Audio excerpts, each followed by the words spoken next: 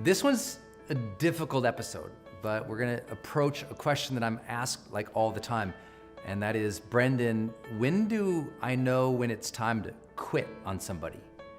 You know, often in these comments, it's someone's asking that because they're in a relationship and they don't know, is it time to break up? Or they've hired somebody and they've given them 4 or 5 tries at work and they're not performing. How many chances do you give another person before you say, hey, look, this isn't working? Whether it's in a relationship or at work or someone you're mentoring, that's a difficult discussion. So today we're gonna get into it. I'm gonna give you some 5 ideas about how to think through all of that, and we'll go in some difficult areas of life that we all face in the real world of our relationships. And so I'm gonna hit you right off the bat with a difficult one, but it's really at the heart of many questions I do receive online. You know, now after 50 million video views on YouTube and our websites in this last year, millions and millions of downloads of our podcast, The Charged Life, all our blogs and everything else, I get a lot of difficult questions, and often there's a story with them. And it's led to this first piece of advice I have. The time to quit on somebody, hands down, as harsh as it might sound, is straightforward and honest. And that's when there's any abuse. When there's abuse in a relationship, you quit, period. You owe no loyalty to abusive people, period. That's the time you gotta get out. And that's where a lot of these questions come from. There's a lot of domestic violence in the world. There's a lot of women who are treated very, very poorly and often physically beaten up by their husbands, by their partners, their spouses, their lovers, and it's a bad, bad deal. And often these women or these folks who are being abused do not get the straightforward answer. And the straightforward answer is, if you're being abused physically, quit, period. Leave that person, get out of that relationship, get somewhere safe, go to your parents' house if they're safe, go to a friend's house, but you need to exit not a month from now, not 3 months from now. It needs to be immediate and it needs to be swift, and it has to be with bold precision. You need to plan it and do it, and you need to do it sooner than later. And that's so hard to tell people because we have this often misaligned thought in our head about loyalty. Well, if I leave this person, then I'll never be loved. Or if I leave this person, it's unfair to them because they hung out with me and I'm a piece of crap. We make up these stories to validate people's injustice to us sometimes. And at an abuse level, we can't do that.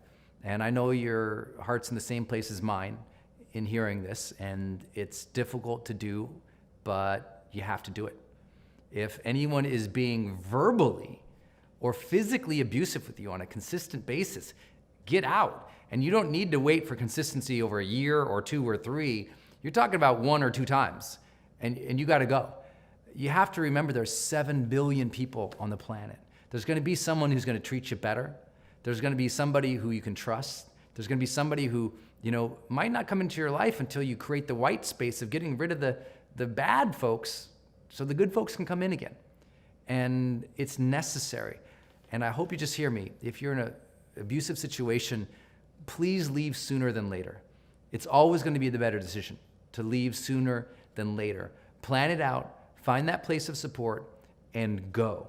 Now, not everybody who asked me this question is coming from that dire of a situation. And so I'll continue on from there, but I just want to be honest and serious with it. There's a lot of people, a lot of organizations to help with that.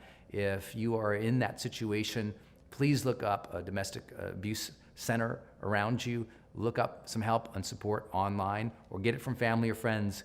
But for your own sanity, your own safety, and those around you, get out of that situation. Number 2 is, let's take it from a different perspective now. Assuming we've handled the abuse thing, let's talk about everyday relationships where that's not there, but you're like, I don't know, should I stay or should I not? One indicator is after you've had repeated failed discussions with somebody. That means, first and foremost, we're assuming you've had the discussion with somebody. You've told them what you think, what you feel, what you desire, what you want in life, and you've done it more than once. Because a lot of people, they never share with someone until internally they've built up so much hate and anger and bitterness, they explode on the person and then they walk out. and the other person never even knew what was going on. You need to give time for people to adjust, and it usually doesn't happen after one request. There has to be repeated discussions, not just repeated requests. Here's what I mean. A lot of people, when they're in a relationship and something goes wrong, they say, I don't like that, do ABC. And they just demand from the other person, expect the other person's gonna change. But they don't ask the other person how they feel and what they think and what they want and what they desire and what their actions are. And relationships aren't like you're over here and they're over there. Relationships are like this, you're connected. And so you have to understand each other in whole. And so a discussion means, honey, I'd like to talk about what's been going on, and I know we're both frustrated and we both know it could be better. And in this situation, I saw this and I felt that way. Could we talk about that? What did you see? What did you feel? What would you like to happen? Here's what I'd like to happen. Can we make an agreement on this? It's a discussion, and you just can't bail on somebody if there's never been a discussion about your truth, if there's never been a request about what you need, and if you've never opened your ears to what their truth is and what their request is. Too many people follow this train of weird psycho sort of analysis, super crazy positivity we're in the world today where everyone says, well, it's just like if you're around negative people, just bail on them.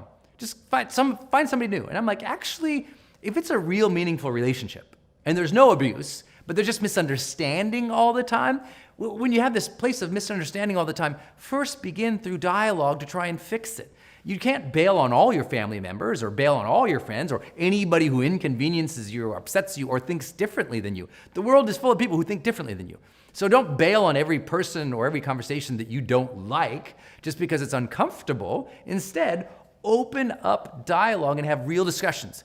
And if you've had multiple real discussions, made multiple real requests, and the person is just not engaging in the conversation anymore, they're stonewalling, you're in a difficult place, that might be the time to consider either getting support externally, seeing a therapist together, or it's done. And if you need some advice or guidance on this, I would recommend that you read a book called The 7 Principles for Making Marriage Work by John Gottman. I'm not endorsing everything that the person does. This is not something I'm sponsored or paid to recommend that. I think it gives people some basic premises of understanding what science has proven about great relationships and really bad ones, what leads to a long-term healthy marriage and what leads to immediate divorce. Like, you should know these things. So read the book, and also just realize you're gonna have to have those discussions. It's gonna have to be honest and real, and people are gonna start to be opening. Otherwise, if you got someone who's stonewalling all the time, if you can't get through them to have a discussion about the challenges and issues at hand, that thing's on its way out. I think the third big thing is repeated neglect. Repeated neglect. If you're in a relationship and someone just never takes care of you, if they neglect your requests, if they neglect your feelings, if they neglect your reality, if they just never take care of you, that's not a relationship, that's not a friendship. If somebody at work keeps neglecting to do the job that you've given them, right? That's a violation too. And when you see that over and over, and someone just neglects your requests, neglects their job, neglects their responsibilities to you, your family, your kid, your team, and they're always in this repeated neglect, and you made the request, you've tried to course correct, you've given the feedback, that's that 3 strikes and you're out, baby, period. I'm telling you, too many people let neglect happen for too many years, and now it's a decade of a bad marriage where they never listened, a decade of a team member who never contributed to the team. And that's just causing hardship on everybody, and there's no reason. Let them go find a place where they want to engage. If they're not engaging in your relationship or on your team, sayonara, 3 strikes, you're out. Next up, I know you're like, boy, this is really motivating, Brendan. You're waiting for like the dancing bears to appear soon. But this is a hard topic, and that's what we always take on the Charged Life. That's why I talk about fear and disappointment and honoring the struggle, because this is real life, right? This one's important. After repeated lies, there's one thing called neglect, where someone just doesn't do what they're supposed to do, doesn't take care of you, is inattentive. And then there's outright bold lying, where people just keep lying over and over and over. You give feedback, you catch them, you ask for the change, they say they'll change, they don't. They promise they'll not do this, but they do. And as soon as this happens over and over and over, look, it shouldn't take 1,000 repeated lies for you to get the hint that you're dealing with a liar. period. That's part of who they are in that relationship, in that situation, or in that segment of life that they are in. And you know what? Sometimes the best thing you can do with a liar is cut them free. So they realize, oh my gosh, there's real consequences for my lying. So that they can go out and about, find their own truths in life. So they can go out and about, see the wreckage that they're creating. So they can just get away, discern something, and maybe then they can come back. But if someone's always lying, I'm telling you, you're not a truth caster. You're not going to shift them by sheer hope nor will. And so please understand, if you're dealing with somebody who's repeatedly lying, that's a time to protect yourself. You don't need to be around that. And there's lots of other people who are supportive out in the world that will surprise you with their honesty and their vulnerability and their generosity. The world is full of majoritively, extraordinarily great, capable, caring, empathetic people. The world is not as full of narcissists and sociopaths as television would have you think. And so you have to say, okay, most of the world's pretty good. I'm dealing with maybe somebody, they're not a bad apple all the time, but maybe in this situation or this little season of their life they are, and you don't need to be in that season. You know, that's why sometimes in relationships, you know what? You're not a friend with somebody for a while. And then they come around 3, 4, 5 years later, and you see they change. They're more honest and they've transformed. That's great. But you don't have to be along the journey of every step of their transformation to become an honest person. And so that's one time you might be thinking about cutting that person loose. And then last, and I know you know this, and this is the number one reason people quit jobs, is because of no appreciation. If you've been in a relationship long enough and you said, hey, look, I don't feel appreciated, and they don't respect you. They don't appreciate what you do, the cooking the dinner.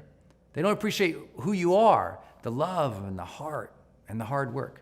They don't appreciate what you're giving at work.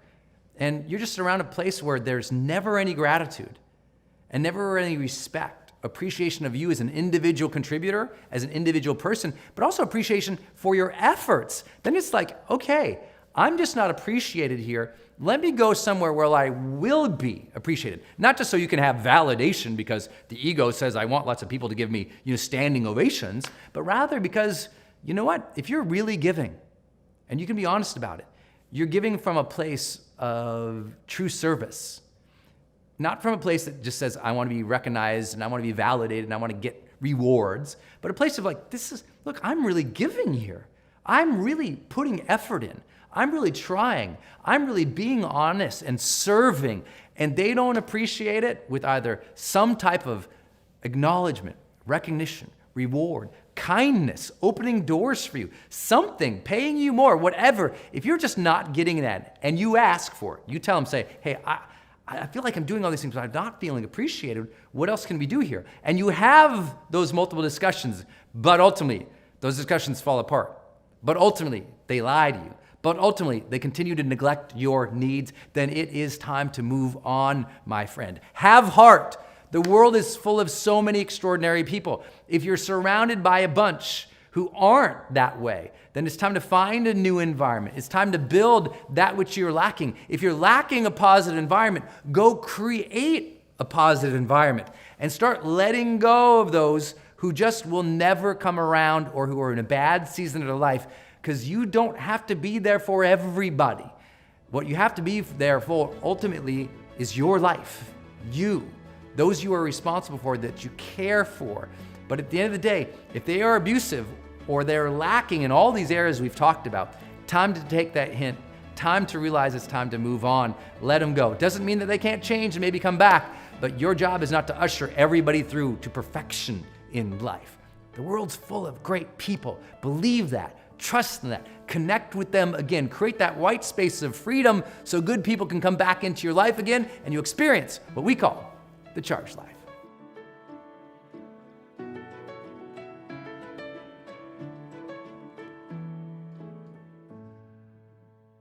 Hey, my friend, it's Brendan. I hope you enjoyed this episode. Do me 2 favors. Number 1, subscribe to this channel so that you continue to get updates every time I release new training for you. And number 2, if you would like to get ahead a little faster in life, what I'd like to do is give you my 10 steps to achieving anything 10 times faster. So if you have a big goal, a big dream, a big mission in life, and you just like to achieve it faster, what would you need to do? You know, this is exactly what I keep next to my computer or next to my bed, and every time I have a big dream, a big goal, I open it up and I kind of use this as my checklist to get ahead faster. Because you and I both know if you're gonna be more effective or more productive, or you are gonna achieve your goals and your dreams faster, you're gonna have to switch your perspective a little bit on achievement itself. You're gonna have to adopt new thinking patterns and habits. You're gonna have new daily rituals and habits, and your entire approach to learning and skill development must be better. So in order to help you do that, just go ahead and click the link in this post or go to brendon.com/10x. That's Brendon, BRENDON.com/10x. And you can download this guide for free. Just tell me your name and email. I'm happy to email that to you for free. The same guide I use to achieve any goal or dream faster. Thanks for tuning in. Until I see you next time, go out there every single day of your life, live fully, love openly, and make your difference today.